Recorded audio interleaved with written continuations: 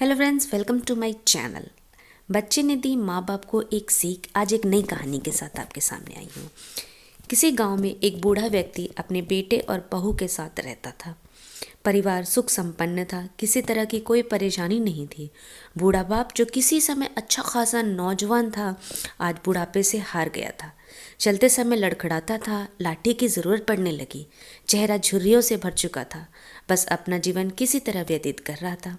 घर में एक चीज़ तो अच्छी थी कि शाम को खाते समय सभी पूरा परिवार एक साथ टेबल पर बैठकर खाना खाता था। एक दिन ऐसे ही शाम को जब सारे लोग खाना खाने बैठे थे, बेटा ऑफिस से आया था।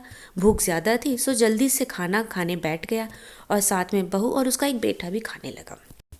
बूढ़े हाथ जैसे ही थाली उठाने को हुए, थाली हाथ से छिटक गई।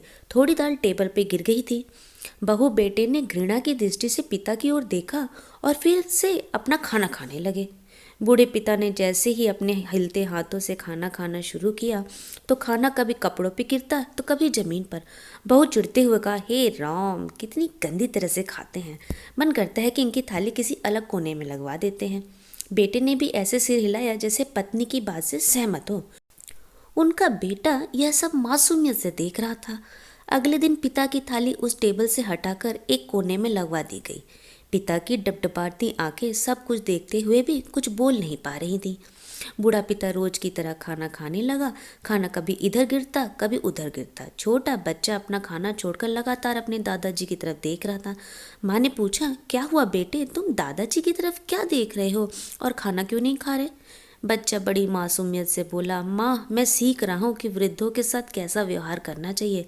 जब मैं बड़ा हो जाऊँगा ना और आप लोग बूढ़े हो जाओगे तो मैं भी आपको इसी तरह कोने में खाना खिलाया करूँगा। बच्चे के मुंह से ऐसा सुनते ही बेटे और बहू दोनों कांप उठे। शायद बच्चे की बात उनके मन में बैठ गई थी, क्योंकि बच्चा ने मासूमियत के साथ एक बहुत बड़ा सबक दोनों को दिया।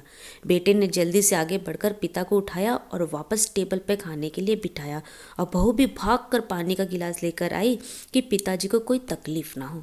तो इस कहानी से हमें ये शिक्षा मिलती है कि माँ बाप इस दुनिया की सबसे बड़ी पूंजी हैं। आप समाज में कितनी भी इज्जत कमा लें या कितना भी धन इकट्ठा कर लें, लेकिन माँ बाप से बड़ा धन इस दुनिया में कोई नहीं है। अगर आपको कहानी अच्छी लगी है तो प्लीज़ लाइक करें और शेयर करें और मेरे चैनल को प्लीज़ सब्सक्राइब करें। Thank you so much.